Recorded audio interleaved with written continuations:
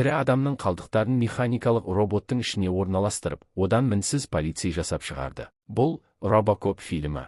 Тележаңалықтар жүргізушісі Пэт Новак американдықтарға құқықтық тәртіпті қорғау үшін тірі адамдардан көрі роботтарды пайдаланған тиімді екенін айтып жатыр. Осыны дәлелдеу үшін тікелей эфирде Тегерандағы әскери операция көрсетіледі. Ондаған робот қалада тәртіп орнатуда. Олар жергілікті тұрғындардан қолдарын көтеріп, үйлеріне шығуын талап етіп, әрбір адамды сканерден өткізеді. Жергілікті жасақшылар ақштың бақылауында өмір сүргісі келмей, қарулы қақтығысқа шығады. Адамдар мен роботтар арасында аяусыз шайқас басталады. Жасақшылар жарылғыш заттарды қолданып, шатырлардан роботтардың үстіне секіреді. Бұған жауап ретінде темір машиналар қолында қаруы бар кез келген адамды, жынысы мен жасына қарамай, бірден жойып жібереді. Осы сәтте Пэт Новак тікелей эфирді бөліп, ақштың болашағын мұндай роботтарсыз елестету мүмкін емес екенін нық сеніммен мәлімдейді. Келесі сахнада Алекс Мерфи есімді полицейді көреміз. Ол қауіпті қылмыскер Антуан Веллонды қолға түсіру операциясының егжей-тегжейін талқылау үшін бастығы Карен Динге келеді. Веллон қару-жарақ контрабандасымен айналысатын,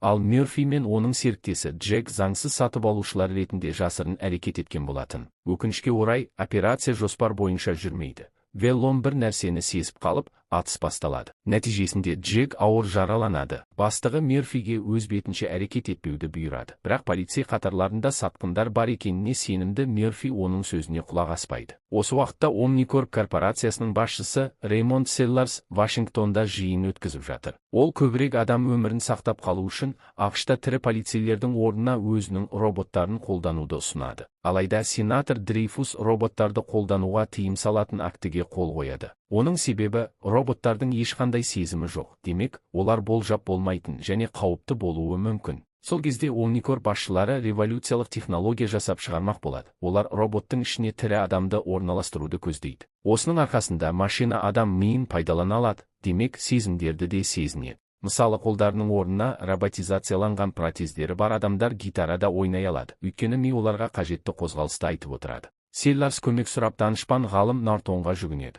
Ол ғалымнан адам миымен басқарылатын робот жасап беруді өтінеді. Осы кезде Алекс Мерфидің күдігі расталады. Оның тобындағы екі сатқын полицей Веллонмен кездесіп жүр екен. Қылмыскер оларға Мерфи ауруханада жатқан серіктесі Джекке барған кезде оның көзін жоюды бұйырады. Дәл осы уақытта қылмыстық топтың мүшелерінің бірі Алекстің көлігіне жарылғыш құрылғы орнатып кетеді. Дәл осы сәтте Omnicorp өкілдері жаңа жобаға жарамды полицейлердің жеке істерін мұқият зерттеп жатқан болатын. Бірақ үміткерлердің көбі не физикалық дайындығы нашар, не ойлау қабілетінде кінәрат бар, не психологиялық тұрғыдан тұрақсыз болып шығады. Үйіне оралған Мерфи ұлын ұйықтауға жіберіп, сүйікті жары Кларамен уақыт өткізбекші болады. Өкінішке орай, дәл осы сәтте сырттағы көлігінің дабыл қаққышы іске қосылады. Полицей не болғанын тексеру үшін сыртқа шығады. Ол көлікке жақындаған сәтте жойқын жарылыс орын алады. Доктор Нортон Клараға Алекстің жарақаты өмірмен жанаспайтынын ашық айтады. Оның денесінің 4-ші дәрежелі күйік шалғанын, тіпті аман қалған күннің өзінде сақау, соғыр және сал болып қалатынын түсіндіреді. Дәрігер Клараға Мерфидің денесін Omnicorp жобасына пайдалануға рұқсат беруді ұсынады. Бұл оның өмірін сақтап қалудың жалғыз жолы еді. Алайда оның жаңа өмірі қандай болатынын ешкім білмеді. Арада 3 ай өтеді. Комада жатқан Алекс түсінде әйелімен билеп жүргенін көреді. Ғалымдар оны оятуды ұйғарады. Есін жиған ер адам өзін киборгтың денесінде көріп есеңгіреп қалады. Нортон оған тек осы жолмен ғана өмірін сақтап қалу мүмкін болғанын түсіндіруге тырысады. Мерфи жаңа денесін таңырқай зерттеп бірнеше қадам жасайды. Кейін ғалымнан бұл темір костюмді шешуді талап етіп, қатты ашуланады. Ол зертханадан қашып шықпақ болады. Сыртқа шыққан Алекс алдынан көптеген роботтарды көреді. Ол алып дуалдан секіріп өтіп, кең даламен қаша жөнеледі. Бірақ осы сәтте Нортон оны қашықтан өшіріп тастайды. Алекс қайтадан зертханада есін жияды. Ғалымдар одан жаңа шындықты қабылдауды тағы да өтінеді. Мерфи өз денесінен не қалғанын көргісі келеді. Оның денесінен тек басы, бірнеше ішкі мүшесі және оң қолының басы ғана қалған екен. Көрген сұмдықтан зәресі ұшқан Алекс өзін өлтіруді сұрайды. Алайда ғалым бұған үзілді-кесілді қарсы шығып, мұндай шешімді оның әйелі мен ұлы қабылдағанын түсіндіреді. Ұзақ ойланғаннан кейін Мерфи жаңа денеде өмір сүріп көруге келіседі. Ол әйеліне қоңырау шалады. Екеуі де көз жасына әрең ие болады. Осы уақытта Мёрфидің организміне қажетті белоктар, майлар, минералдар мен көмірсулар, сондай-ақ антидепрессанттардың үлкен дозасы енгізіледі. Көп ұзамай әскери стратег Рик Мэттикс Алексті ұрыс тактикасына баули бастайды. Бұл адам өмірінің жартысын роботтарды жаттықтыруға жұмсаған. Сондықтан ол органикалық элементтері бар машинаның мықты болатынына күмәнмен қарайды. Ол Алексті келемеждеп темір отыншы деп атайды. Алғашқы сынақ басталады. Бұл әртүрлі роботтармен шайқас симуляциясы. Өкінішке орай, Алекс бұл тапсырманы нашар орындайды. Өйткені ол бар күшін адамдарды құтқаруға жұмсап, кестеден қалып қояды. Нәтижесінде операция сәтсіз аяқталады. Кейінірек Мёрфи Вэллоннан барлық айыптардың алынып тасталғанын біліп, мұндай жаңалыққа қатты ашуланады. Селларс Нортоннан Алексті жетілдіріп, оны барынша мобильді етуді сұрайды. Ғалым корпорация басшысымен сөзге келіп,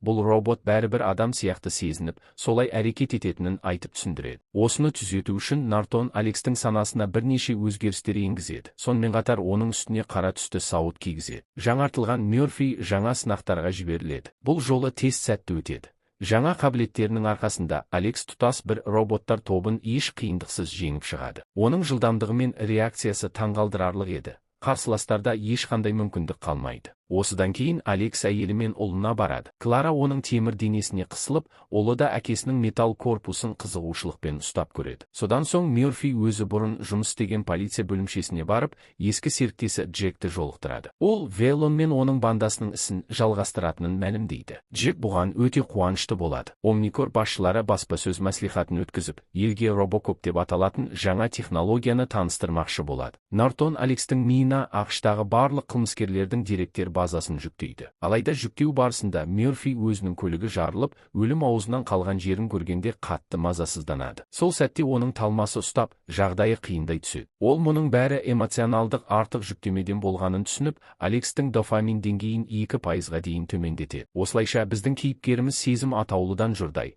толықтай темір машинаға айналады. Алекс өзін көруге келген әйелі мен ұлын мүлдем елеместен конференцияға шығады. Ол топ ішіндегі әрбір адамды сканерлеп, қауіпті қылмыскер Томас Кингті тауып алады да, оны сол жерде бірден тұтқындайды. Халық дән риза. Пэт Новак жаңалықтардан қамауға алу сәттерін көрсетіп, робокоп сияқты технологиялар елдегі әділеттілік пен қылмыспен тиімді күрестің кепілі екенін сенімді түрде мәлімдейді. Алекс қайтадан полиция бөлімшесіне келіп, басшысына 13 қауіпті қылмыскерді ұстайтынын айтады. Джек онымен сөйлеспек болады. Бірақ робокоп оны тыңдамай, мотоцикліне мініп қала ішімен зымырай жөнеледі. Ол Джон Бикс есімді қылмыскерді іздеп жүріп, оның көмекшілерінің бірін тауып алады да, бастығының қайда екенін біледі. Қылмыскерлердің базасына шабуыл жасап, Бикстің өзін қоса алғанда бірде-бір адамды тірі қалдырмайды. Омникорп компаниясы мұндай нәтижеге өте риза. Тек Нортон ғана бұған қуанбайды. Өйткені робокоп өзін тым қатыгез әрі адамгершіліктен тыс ұстай бастайды.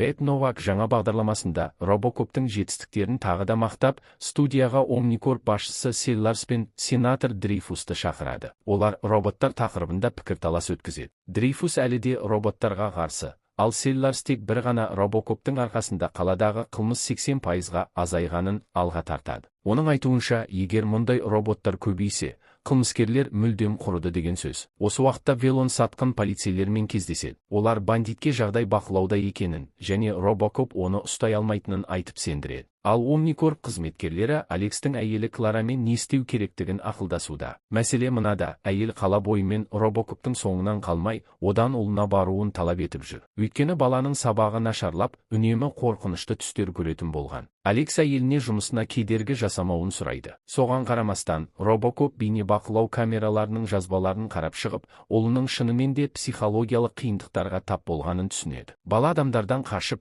үнемі күйзелісте жүр екен. Мёрфи мотоциклін бұрып дереу өз үйіне тартады. Сол жерде ол баяғы сол қайғылы түндегі көлік жарылысын басынан қайта өткеріп, ситуацияны модельдейді. Көрген жайттан кейіпкеріміз сұмдық күйзеліске түседі. Бірақ дәл осы сәтте оның миындағы дофамин деңгейі қажетті мөлшерге дейін қалпына келеді. Осылайша Алекс сезімсіз темір машинадан қайтадан тірі адамға айналады. Робокоп мотоцикліне мініп, басты күдікті Антуан Вэллонды іздеуге аттанады. Ол бұл жарылысты ұйымдастырған дәл осы қылмыскер екенін түсінеді. Робокоп Вэллонның сыбайластарының бірін тауып алып, оны аяусыз қинау арқылы басты зұлымның базасы қайда екенін біледі. Біздің кейіпкеріміз сол жерге барып, барлық бандиттердің көзін жояды. Қылмыскерлер қарсылық көрсетпек болғанымен, Робокоптың жылдамдығы мен күшіне қарсы тұрар дәрмендері болмайды. Мерфи қылмыс болған жерден қару-жарақпен өз бөлімшесіндегі бірнеше сатқын полицейлердің саусақ іздерін табады. Ол полиция бөліміне келіп, бәрінің көзінше сатқындарға қарсы айғақтарды көрсетеді. Олардың бірі қару қолданбақ болғанда, Алекс оны сол жерде атып тастайды.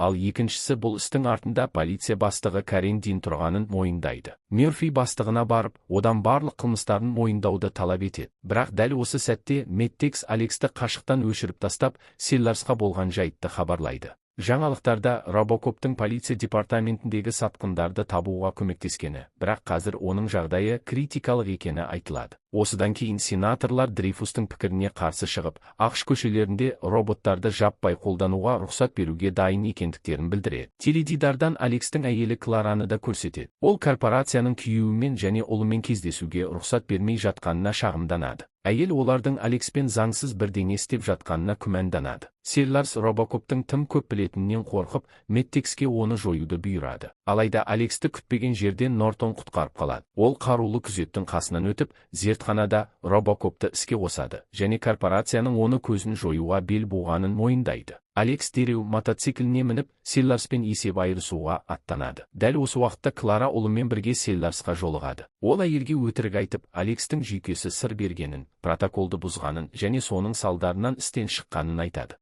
Оның айтуынша, енді Робокопты қайта қалпына келтіру мүмкін емес. Осы кезде Селларс жағымсыз жаңалықтармен тікелей эфирге шығады. Бірақ дәл сол сәтте оған Мэттекстен хабарлама келеді. Робокоп корпорация ғимаратына қарай келе жатыр. Ғимарат дереу қоршауға алынып, күзет күшейтіледі. Клара мен ұлын сыртқа шығармай ұстап отырады. Селларс Робокоптан құтылу үшін тікұшақпен қашуды және жол жөнекей Клараны да ала кетуді ұйғарады. Өйткені ол әйелдің тірі күйеуін көргенін қаламайды. Алекс Омникорптың бас кеңсесіне басып кіріп, бірден күзетші роботтардың тұтас тобымен аяусыз шайқасқа түседі. Олардың арасында тауыққа ұқсас алып металл машиналары да бар. Бұл шайқас өте ауыр болады. Роботтар Алекске айтарлықтай зақым келтіреді. Дәл осы қиын сәтте Джек пайда болып, роботтардың назарын өзіне аударады. Осының арқасында Робокоп құтылып шығады. Осы уақытта шатырда Селларс Клараға Алексті органикалық бөлігі өліп, тек механикалық жағы ғана қалғанын, сондықтан ол қазір кеңседе жөнсіз атыс ұйымдастырып жатқанын айтып алдайды. Робокоп та шатырға көтеріледі, бірақ оның жолын Мэттекс бөгейді. Мерфи жауын жоймақ болады, бірақ оның қолынан келмейді. Себебі Мэттекстің қолында роботтарға оған зиян келтіруге тыйым салатын қызыл кодты білезік бар еді. Алекс ашуланғанымен бағдарламасына қарсы шыға алмайды. Мэттекс Робокоптың көзін жоймақ болғанда тағы да Джек келіп үлгереді. Ол сатқынға оқ жаудырады, бірақ өзі де ауыр жараланады. Алекс досын сканерлеп, оның жарақаты өмірге қауіпті емес екенін біледі. Мерфи шатырға шығып, әйелі мен ұлын көреді. Ол Селларсты тұтқындағысы келеді, бірақ корпорация басшысында да қызыл кодты білезік бар екен. Селларс Робокопты атып тастамақ болады. Дәл осы сәтте Алекс бар күш-жігерін және бүкіл эмоциясын жинап, бағдарламаның протоколын бұзып өтеді. Ол Селларсқа оқ атып үлгереді, бірақ зұлым да оған ауыр жарақат салады. Алекс есін жоғалтпас бұрын әйелі мен ұлына бәрі жақсы болатынына уәде береді. Кейінірек доктор Нортон Алексті денесін қалпына келтіріп, оған алғашқы күміс түсті сауытын қайтарады. Оның қасына Клара мен ұлы келеді. Робокоптың жүзінде жылы жымиыс пайда болады. Ал тележаңалықтарда Пэт Новак президенттің әзірге құқықтық тәртіпті қорғау үшін роботтарды қолданбау туралы шешім қабылдағанын хабарлайды. Жүргізуші бұған қатты ашуланып, тікелей эфирде Омникорпқа қарсы түсініктеме берген доктор Нортонды балағаттайды. Ол билік бір күні бұл шешімін өзгертеді деп үміттенеді. Егер сізге бұл кино әлеміне шолу ұнаса, лайк басып, арнамызға тіркелуді ұмытпаңыз. Ал алда әлі талай қызықты фильмдер күтіп тұр. Келесі кездескенше.